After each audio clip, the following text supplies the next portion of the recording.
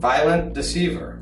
Choose up to 3 random afterlife cards and place them in their normal starting position.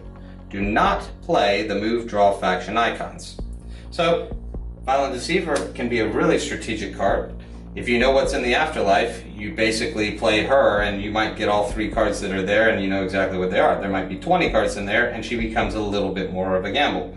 But in this case, we're going to go ahead and shuffle up these afterlife cards.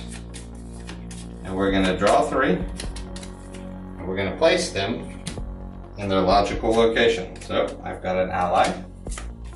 I've got a recruit. And I got a loyalist, and I got a 13, 14, and a 10, which is very rare, but hey, I'll take it. Thanks for watching the video. For more news and updates from the Master of Wills team, just subscribe to us below.